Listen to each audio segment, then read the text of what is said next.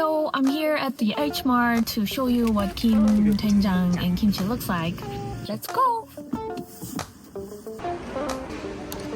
What if I told you there's a way to slow aging, support weight loss, enhance your skin's glow, and boost your energy? And it's not some medication or magic pill. It's Korean superfoods that contribute to these health goals through their high nutrient density and fermentation processes. Today, I'm going to show you 3 Korean ingredients you can add to your everyday meals, along with a simple dish recipe that I personally think tastes amazing. One thing to note, I'm not a professional chef or an expert cook, so the recipe I'm sharing today is a beginner-friendly, simplified version of the original Korean dish. I'm sure many of you watching are actually better cooks than I am, which means if I can do it, you definitely can follow along. Like Chef Gusteau famously said in the movie Ratatouille, anyone can cook.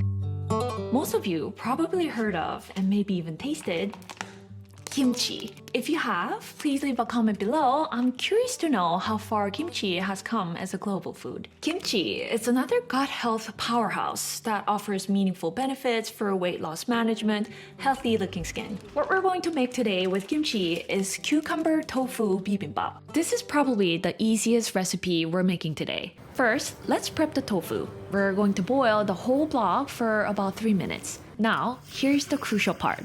After boiling, you need to squeeze out as much water as possible. Use a cotton cloth or a tofu press. We want it to be crumbly and dry to get that perfect texture. It's like making a healthy version of rice. Next, grab your cucumber and cut it into small, cute cubes for that refreshing crunch. Now, let's make the dressing. It's super simple. Soy sauce, sesame oil, a little bit of vinegar for a kick. Mix it all together and the smell is already incredible because of the sesame oil. It's the secret weapon here. And for the main ingredient, kimchi, you can gently rinse it in clean, drinkable water. Of course, you can enjoy it as is with all the flavorful sauce, but if you're trying to reduce your salt intake for weight management, rinsing it can be helpful. After rinsing, gently squeeze out the excess water like this. Then, chop the kimchi into smaller pieces. You can use a knife or simply kitchen scissors like this. Time to put it all together. Place your squeezed tofu in the center of the bowl. Surround it with your cucumber cubes. And you have to, of course, have some kimchi on the side. Top it with those half-boiled eggs and crush some roasted kim on top. Don't forget a generous sprinkle of sesame seeds. Lastly, pour that dressing over everything. The fermented crunch of the kimchi perfectly balances the creamy tofu and refreshing cucumber. For the protein, you can use either half-boiled eggs or fried eggs. That creamy yolk is going to act like a natural sauce for our bowl. Mix it well and enjoy. You know how kids can be brutally honest about food, and the fact that both of my sons genuinely love these says a lot. Beyond its strong probiotic benefits for gut health, kimchi is also gaining attention as a kind of a beauty food. Its antioxidants and vitamin C help fight oxidative stress, and emerging research suggests that fermented foods may support collagen production and overall skin health. It's quite amazing what this humble dish can do. But a little warning, some kimchi can be pretty spicy. I would recommend choosing one that's not too red if you're sensitive to spice. I'm not great with spicy food either. Or you can rinse it lightly like I did today if it feels too spicy for you. This is kim. You might hear it pronounced Kim, but in this video, let's call it kim, which is closer to the original Korean pronunciation. It's basically dried seaweed, and it actually tastes surprisingly good. It contains iodine for thyroid health, fiber for digestion, antioxidants, and important minerals like calcium, iron, and magnesium. So essentially, it's low in calories, but rich in nutrients, and delicious too. Have you watched K-pop Demon Hunters? There's a scene where 3 demon hunters are on a plane eating kimbap on their way to their big performance. We're going to make kimbap using kim, but instead of rice, we'll use eggs to keep it lower in carbs and higher in protein. A cabbage tuna kimbap. I know making kimbap can feel a little intimidating, especially when you think about getting that perfect round shape. But don't worry, once you learn a few simple tricks and tools, it's honestly as easy as making a sandwich. I love recipes like this. They're simple, colorful, healthy, and delicious. First, shred the cabbage and carrots into thin strips. You can use a simple knife or a slicer like this. Instead of the traditional yellow pickled radish in gimbap, we're using the carrots we prepared earlier. I like to quickly saute them with a little olive oil and salt. The trick is not to overcook them. You want them slightly more tender than raw. Now do the same with the cabbage. You could definitely cook the carrots and cabbage together if you're in a hurry, but because they soften at different speeds, I like to saute them separately. For the eggs, we're going to fry them into a thin rectangular omelette. Once it's cooked, just slice it into long strips. This will be the golden heart of our kimbap. Next, take your canned tuna. Here's a crucial tip. Make sure to squeeze out all the oil. Removing the liquid is key to keeping the kimbap from getting soggy. Then mix the tuna with my favorite spicy combo, mayo and sriracha. It's creamy with a nice kick. Yes, it adds a little extra calories, I know, but it just makes this kimbap so good. I find that the flavors in the kimbap blend much better this way. Now, it's time to assemble. Place your seaweed sheet on a bamboo mat or a kimbap roller and spread everything evenly. Lettuce, crunchy cabbage, egg strips, sriracha tuna, and carrot sticks. And remember, the key to a good roll is leaving a little empty space along one edge. Now, take a deep breath and roll it up tight slowly using the mat. Don't worry if it's not perfect, it'll still taste amazing.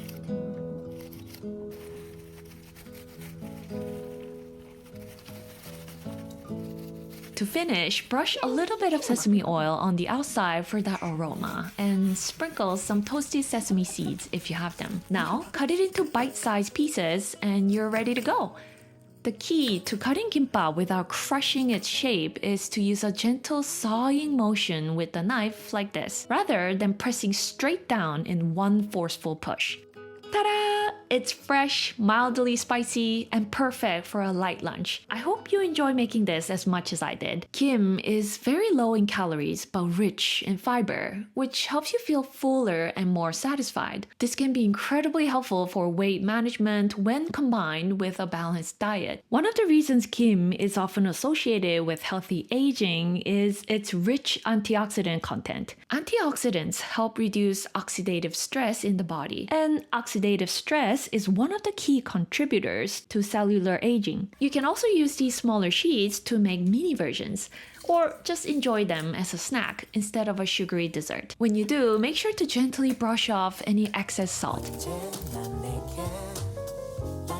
Doenjang is a fermented soybean paste. To help you understand what this is, when you go to a sushi restaurant and order a miso soup, the paste to use there is somewhat similar. However, doenjang has a slightly different flavor and fermentation process. It's usually more robust, deeper, and earthier in taste compared to Japanese miso. It's also often fermented longer, which may offer additional probiotic benefits for your gut health. So, how do we enjoy doenjang? We're going to make a classic Korean soybean paste stew. You can also call it doenjangjjigae. Since we're keeping this recipe beginner-friendly and focused on gut health, I'm sharing a simplified version of doenjangjjigae today. We only need a few basic ingredients: zucchini, tofu, green onions, and of course, our fermented superstar doenjang. First, I'm going to boil about 500 milliliter of water. If you have one of these dashi pack or anchovy broth, use that for a deeper flavor. You can find these broth packs at Korean grocery stores like H Mart. I'm adding diced potatoes and onions first because they take the longest to cook. Now, here's the important part about timing. If we want to preserve more of the live probiotics we talked about earlier, it's better not to boil the doenjangjjigae too long from the beginning. That said,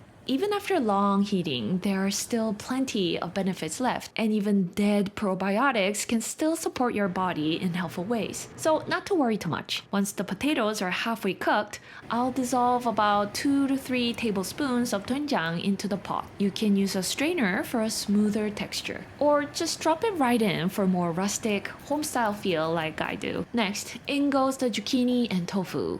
These cook very quickly, so they only need a few minutes. I'm also adding a bit of a minced garlic now to give it that authentic Korean aroma. Finally, throw in the green onions and let it simmer for just 1 to 2 more minutes. And that's it! a warm, comforting, and gut-healthy bowl of doenjangjjigae. It's so simple. Alright, let's give it a taste and see how it turned out. Here's a pro tip.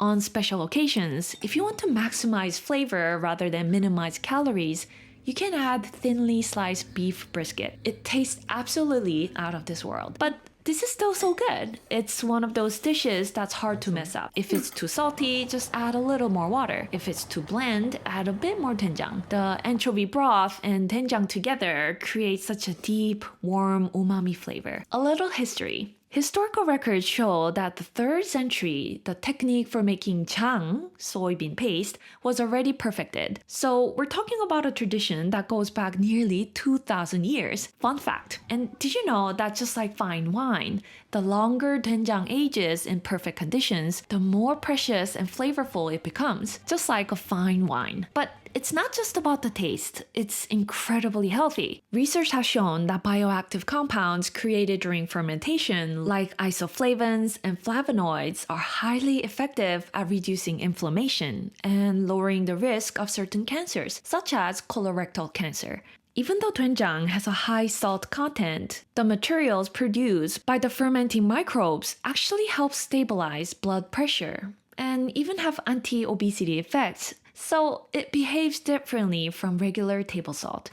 Someone once said, if you want to lose weight in a healthy way, don't starve yourself. Change what you eat. In other words, when it comes to getting fit and healthy, it's more about what you eat than how much you eat. Through my own weight loss journey of losing 25 pounds, I've learned how true that is. Take a close look at what you're eating every day. Try to replace certain foods with options that support gut health and are lower in calories and higher in nutrients. And don't forget, find ways to make them enjoyable or even delicious. It's simply not true that healthy food always tastes bad. Kim, doenjang, and kimchi might just become your new favorites, the way they've become mine. However, I understand that some of you may not be able to find the ingredients I shared in this video, even if you would like to. Actually, it's only recently that I've been able to access them in my city as well, after H Mart opened here. If you have stores like T&T, H Mart, or a small Korean grocery store in your area, try checking them out. You might be pleasantly surprised. And please leave a comment letting me know which one you would like to try. That's all for today. As always, thank you so much for watching, and I'll see you in the next video.